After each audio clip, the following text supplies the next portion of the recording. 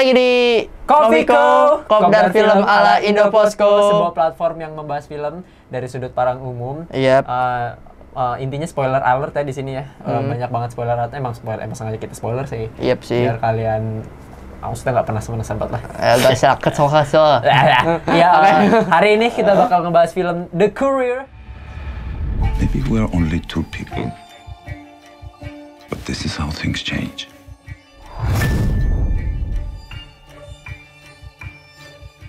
Yang diperankan oleh Benedict Cumberbatch. Yep. Selaku siapa sih nama karakter? Bentar, gue liat. Gravel Wind. Ya itu seorang pedagang. Jadi bentar, sinopsis dulu berarti gitu. Entar dulu, jangan sinopsis dulu. Di-mention dulu kalau film ini adalah film berdasarkan kisah nyata. Kisah nyata. Cuma bukan biopik ya. Iya, not biopic. Apa sih goblok? Iya, udah pokoknya bukan biopik, bukan film biopik gitu. Jadi emang film sejarah yang berdasarkan kisah nyata yang mengisahkan tentang apa tadi siapa sih? Si Gravel Wind, seorang apa sih namanya? Pedagang. Seorang pedagang usahawan, wirausahawan. Salesman dari United Kingdom, or you can say England, or you can say English, or you can say USA. Inggris ya maksudnya kerajaan Inggris. UK. Jadi intinya tuh cerita ini tuh menceritakan sebuah agen, sebuah salesman tadi bilang yang dari Inggris, yang tiba-tiba itu direkrut menjadi agen mata-mata, agen spionase untuk Uni Soviet atau Rusia ya? Bukan agen mata-mata untuk MI6 atau untuk Inggris yang dikirim ke Uni Soviet pada masa Perang Dingin 1960. Perang Dingin itu pokoknya setelah 1945 itu udah mulai udah Perang Dingin antara Amerika dan Uni Soviet. Dan jadi sebenarnya ini di sini tuh perang dingin tiga arah, bukan tiga arah sih, tiga pihak. Jadi di sini tuh ada Amerika, ada Uni Soviet, sama ada Inggris. Kuba itu cuman mention doang. Jadi di sini tuh si Benedict Cumberbatch atau Gravel Wind ini tuh seorang salesman kan, salesman. Yang sering berpergian ke Eropa Timur. Timur itu pada saat itu tuh yang di film itu dia mention itu Hungaria, Slovakia. Ya, pokoknya itulah apa sih namanya negara satelitnya Uni Soviet lah intinya. Dia pertamanya itu kan dibuka itu pokoknya dibuka itu sama Oleg Penkovsky itu sebuah agen mata-mata yang asalnya itu dia dari Uni Soviet. Benar banget. Dia komprat atau mayor kalau nggak salah. Dia punya peringkat kan. Punya jabatan tinggi di tentaraan lah gitu. Kemiliteran di Soviet. Cuman dia itu merasa kayak Uni Soviet ini tuh makin lama tuh makin belok lah, makin kayak mengancam kedamaian dunia. Makanya dia tuh punya pengen tuh kayak gue tuh pengen menciptakan kedamaian dunia gitu, menciptakan world peace gitu dengan cara gue membeberkan rahasia-rahasia dari Uni Soviet ke Amerika sama ke PBB ini dari Amerika terus ke PBB lah gitu. Dibuka di sini ini tuh awal tuh dibuka sama si Oleg yang ngasih Penkovsky ini yang ngasih surat kalau nggak salah.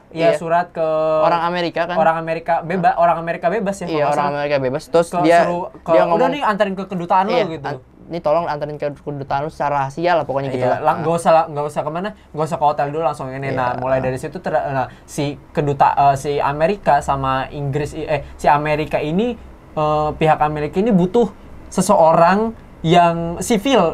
Sivil itu maksudnya orang-orang yang sangat biasa gitu. Orang-orang biasa yang niatannya itu ingin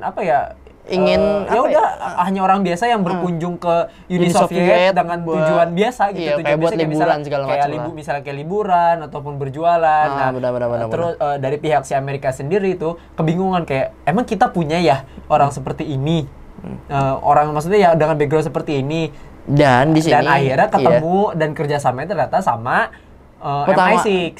Pertama iya MI6 ya benar kan. MI6 iya. atau MI6 itu Terus si istilahnya CIA-nya Inggris lah. Iya, si Gravel Wayne ini juga punya temenan atau kenalan si Kenalan, MI6 ya. bukan sebenarnya dia tuh nggak tahu kalau misalnya dia itu bagian dari MI6. Iya, Dia tuh benar. kenalnya itu sebagai Dewan Perdagangan. Dewan Perdagangan lah ya. Perdagangan karena kan si yang tadi di-mention kan, Iya, Gravel Wayne itu kan seorang seorang salesman, seorang pedagang, Iya. seorang usahawan gitu. Ya, dia bertemu dengan si Dickie Franks yang diperankan oleh Angus Reich. Terus juga si Dickie Franks itu ditemenin sama si Emily Donovan. Itu jadi si Angus yang tadi tuh yang dari pihak Dewan Perdagangan itu dari Inggris, iya. Atau CIA-nya si itulah. Pokoknya dari Dewan Perdagangan Inggris pada saat itu tuh MI6. Dan si ceweknya ini dari CIA-nya Amerika. Bener Nah, banget. karena si Amerika butuh orang kayak emang kita punya ya kan tadi gue bilang tadi emang kita punya orang yang biasa sepertinya ketemulah background yang pas background yaitu si Gravel Wayne seorang yang tadi gue bilang seorang yang gue bilang lagi yang gue bilang lagi yang lu bilang terus iya yang gue bilang terus yang tadi gue mention itu dia seorang salesman yang sering pedagang ke Eropa Timur dan ya udah pokoknya sering keluar negeri Eropa lah. Ke Eropa Timur itu udah intinya cuma untuk berdagang dan itu kan backgroundnya pas kan dan akhirnya dikontak lah sama si karena si Gravel Wayne ini juga cuma seorang pedagang dan juga awalnya cuma apa namanya cuma ya udah gitu dia cuma punya satu istri yang namanya Sheila Wayne juga Sheila Wayne ya terus juga satu orang anak gitu kan ya dia cuma di background yang diceritain sama orang biasa gitu sama maksudnya orang bener-bener civilian biasa bener-bener gitu sampai akhirnya direkrut awalnya dia nggak mau kan karena gue punya keluarga gitu gue punya keluarga gue nggak mau terus dia ngomong kayak sama si Dickie-nya ini kayak lu yakin nih ngerekrut gue nih gue orang biasa banget loh. Biasa, gue cuma usahawan loh. Iya, gue cuma pedagang loh. Makanya dia yakin kayak ya memang kita butuhnya usahawan. Memang gue di sini membutuhkannya orang biasa dan segala macamnya gitu. Sampai cuman dia juga tetap nggak mau kan karena gue masih punya keluarga loh gitu. Sampai akhirnya di persuade itu di persuade itu bahasa Indonesianya apa ya? Negosiasi lah, bukan negosiasi kayak mereka negosiasi si ceweknya ini negosiasi masih kayak gue tahu lu tuh kerja tuh 10 menit dari 12 menit dari rumah, kalau ngebut tuh ke rumah tuh cuma 10 menit. Terus kalau rumah dari kantor lu ke sekolah anak lu itu berapa menit ya? Hampir 20-an menit lah. Hampir 20 menit. Sedangkan peringatan bom nuklir itu cuma 4 menit. 4 menit. Itu lu nggak bakal sempet buat lu mungkin bisa nelpon keluarga lu, cuma lu nggak bakal sempet menyelamatkan keluarga lu gitu kan. Sampai siapa namanya? Si Greenville susu. Iya, maaf. Panggil aja Mr. Wayne lah. Si Mr. Wayne ini. Si Mr. Wayne bacanya sih bukan Win dibacanya. Si Mr. Wayne ini akhirnya kayak kesel kan how dare you kayak bisa-bisanya lu ngomong kayak gitu kan. Manfaatkan keluarganya dia gitu. Sampai akhirnya dia mau dan mau karena dia mikir ya kalau misalnya emang gue bisa maksudnya mencegah keluarga gue dari itu ya kenapa enggak gitu kan. Akhirnya dia nyoba dan dia itu ketemu sama si Oleg Penkovsky juga atau nama Inggrisnya itu Alex. Iya, dia sering dipanggil Alex lah dia. Kan karena ditanya boleh gue panggil Oleg, nama gue di bahasa Inggris jelek, pakai aja Alex ya. Anjir, gue bilang anjir dari Oleg ke Alex ya udah. Tidak jauh dan cuma tidak dekat juga gitu cuma ya udah. Akhirnya jadi untuk itu tadi backgroundnya si Mr. Wayne. Karena si backgroundnya si Oleg ini tuh jadi yang tadi gue bilang lagi. Gue mention lagi ya, gue kebanyakan ngomong mention bangsat.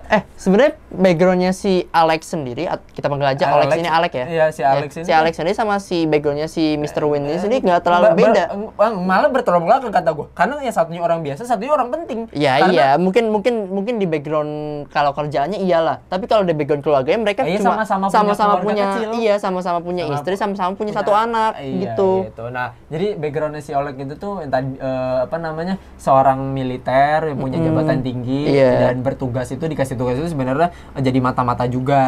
Makanya ketika si Mr. Wayne datang, si Gravel datang itu dia yang ngawal ngawal kemana-mana gitu loh.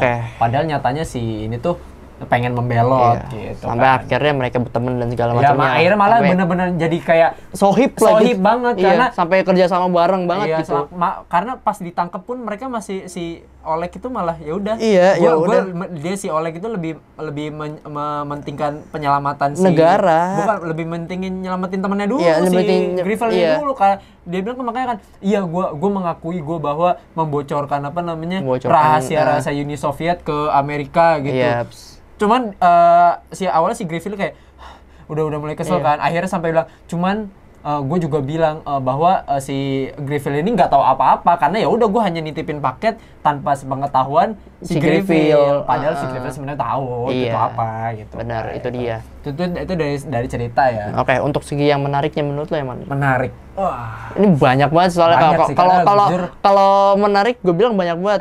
Mulai dari lu apa gue dulu? Serah deh. Sweet. Monyet. Jepang apa ini? Ya biasa tuh 2 3. Aku dulu. Menurut gua hal yang paling menarik satu shot doang nih padahal nih. Di mana? One shot pas si Mr. Win sama keluarga itu lagi di rumah. Sumpah ini menarik banget ya. Karena yang makan. Bukan yang makan. Yang pas si Mr. Win-nya baru balik terus dia ke ruang tengah. Bukan ke ruang tengah sih, yang itu kayak minum yang minum. Iya, yang minum itu yang adegan minum. Si nyonya Mrs. Win-nya atau Mrs.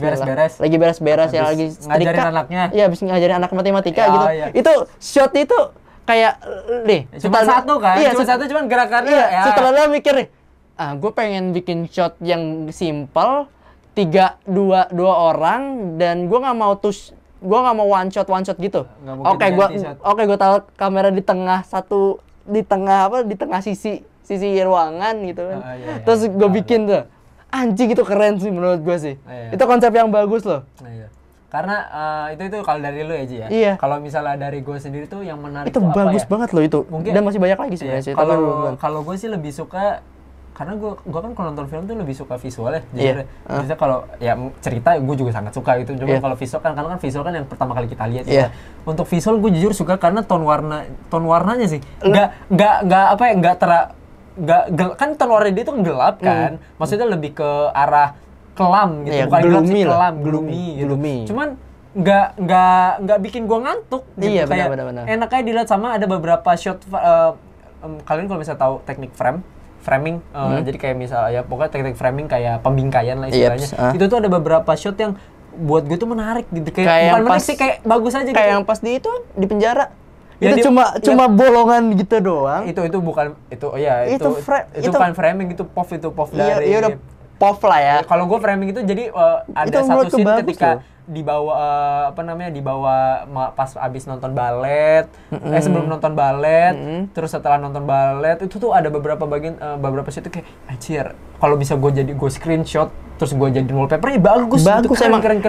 Emang itu kayak shotnya itu menarik banget. Dan apa ya, gue merasa terbawa arusnya 1960-an sih.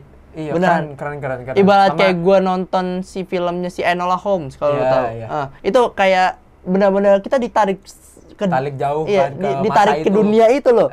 Ke dunia si dan gue suka ini. Dan gue suka juga di sini adalah gue suka apa ya, pelafalan. Pelafalan bahasa kayak karena emang Benedict Cumberbatch kan sudah dikenal sebagai aktor yang bisa memerankan bagus lah gitu. banyak aksen gitu kan. Apalagi kalau misalnya di sini dia berperan sebagai orang Inggris yang dimana itu native language-nya dia kan. Itu tuh enak banget didengerin suaranya. Sumpah pas dia dialog sama istrinya. Itu anjing enak gila, itu enak banget sih. Sama yang istrinya juga aksennya bagus, dia juga bagus. Kan, buat kalian yang mau belajar bahasa Inggris, maksudnya mau belajar aksen Inggris, aksen apa sih namanya? Kayak bahasa lah, aksen bahasa. Aksen Inggris itu ya udah kalian belajar ya, bisa belajar di film itu sih. Sama aksennya Oleg juga enak banget. Iya, aksennya Oleg bagus sih. Itu pas dia ngomong Rusia itu anjir itu nggak ada satupun pembicaraan yang menurut gue kayak ngerusak kuping gitu maksudnya. Enak kayak bener-bener enak. Sama sama yang gue suka itu kalau dari visual tadi udah. Terus pelafalan bahasa, maksudnya pelafalan ngomongnya juga udah enak. Shotnya juga enak, gue bilang detailnya juga bagus. Sama satu lagi, lu tahu nggak, lu mesti ngeliat nih ya, itu shot yang menurut gue cuma establish doang sih padahal sih. Tapi kayak itu sumpah itu bagus banget dan membawa banget gitu. Pas ini ada yang shot malam yang pas di jalan. Itu kayak lampu-lampu segala macam. Itu anjing itu enak sumpah. Itu sumpah. Enak banget. Itu keren sih.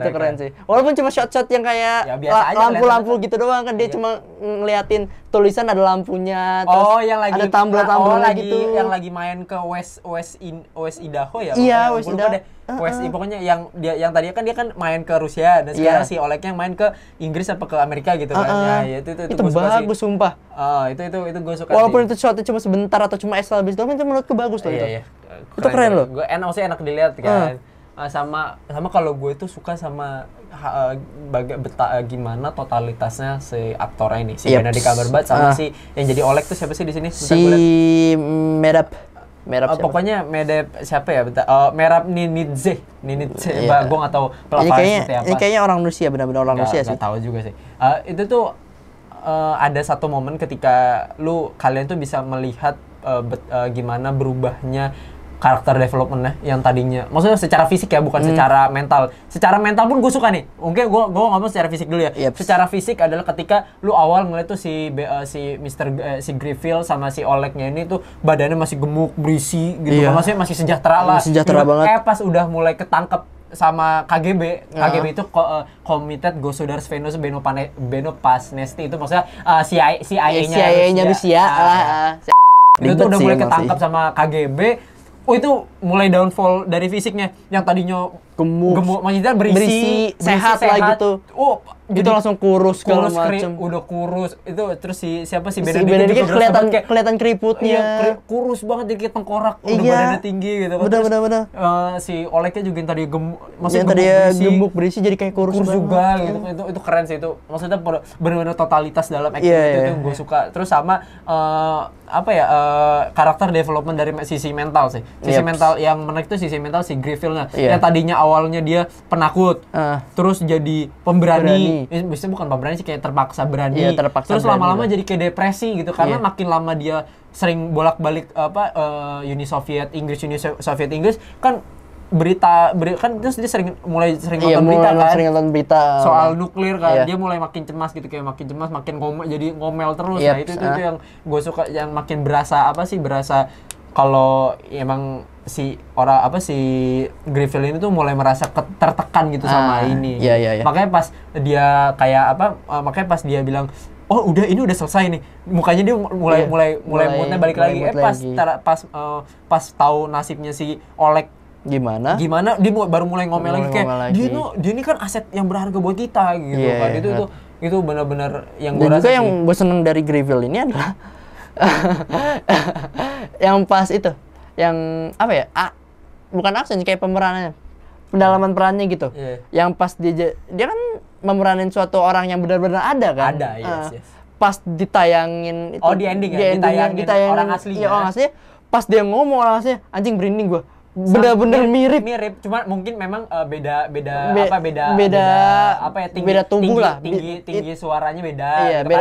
Karena fisik si dan tinggi suara lebih berat. Iya. Sedangkan kalau misalnya Griffill itu lebih tinggi itu intonasi suaranya. Tapi sumpah loh, dari gagapnya segala macam itu gila sih menurut gue sih. Sama senyum-senyumnya kan? Itu anjir. Senyum-senyum seorang pedagang gitu kan. Iya, kayak aduh, bener-bener anjing. Gila, itu keren sih sumpah sih. Cuman karena setiap sisi bagus ada sisi jeleknya. Iya.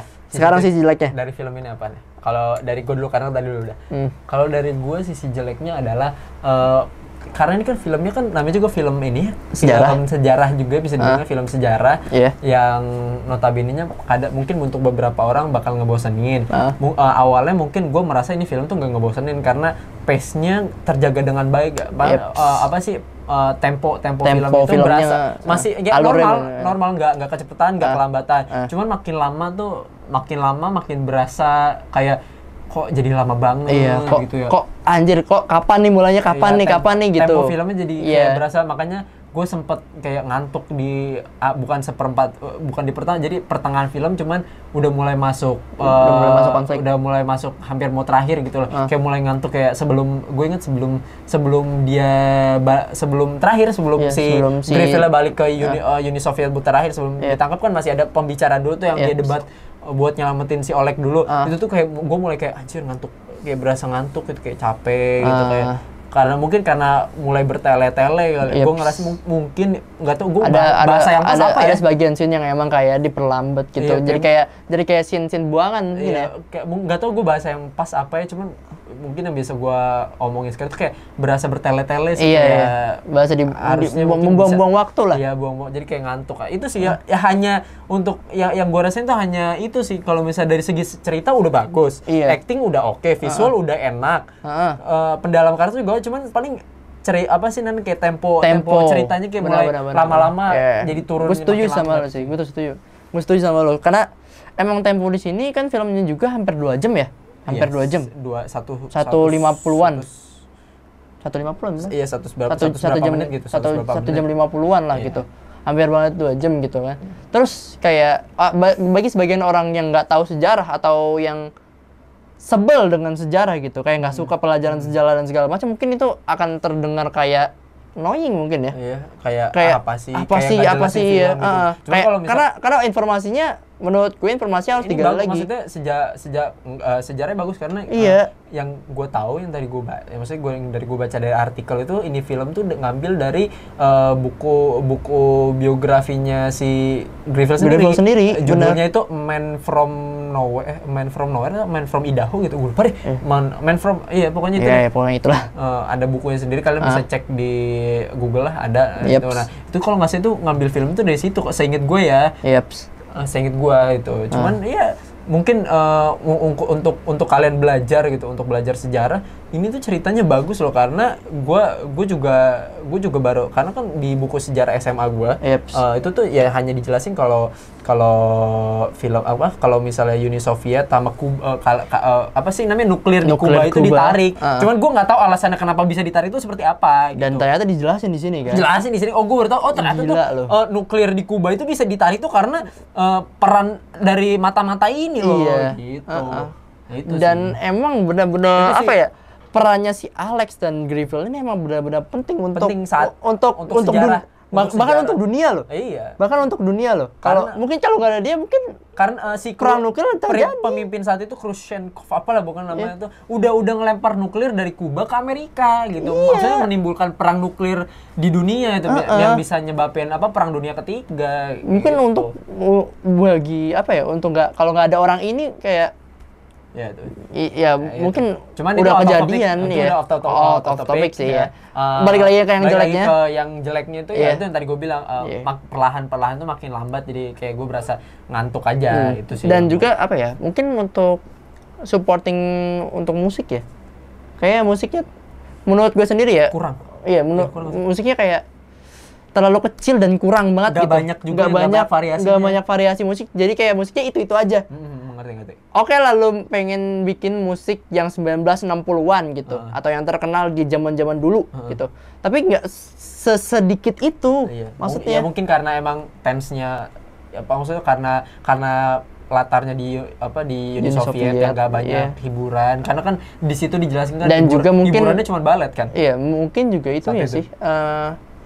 Genre ya mungkin karena genre juga dia kan thriller kan. Iya, karena genre juga gitu, mungkin jadi ada alasan tersendiri. Cuman memang yang dirasa sih nggak terlalu berpengaruh gitu musik di sini. Yang berpengaruh tuh benar-benar yang benar-benar pengaruhnya itu adalah peran pemainnya, peran sama visualnya. Gue nggak tahu sih, mungkin si sutradaranya ini pengennya kayak gue pengen lebih ke perannya aja deh gitu daripada musiknya. Gue lebih mainin visualnya istilahnya. Lebih mainin kayak visualnya dan ekspresi perannya aja gitu. Benar. Kayak pendalaman karakter lah gitu. Mungkin itu berarti yang jelek dari gue itu cuman cerita yang lama-lama makin ngantuk, dari dulu cuman musiknya. Iya, musiknya aja sih. Berarti kalau misal buat penilaian ya kalian sudah bisa melihat sendiri lah ya. Ini film bagus banget sumpah. Ini sudah bisa menilai dari omongan kita semua, kita berdua lah. Iya. Dan perlu diacungin cuma untuk untuk sutradara dan untuk produksinya segala macam sih. Keren. Itu karena apa hal yang begini itu atau hal yang seperti ini itu kayak ya jarang buat diungkap gitu sebenarnya kan.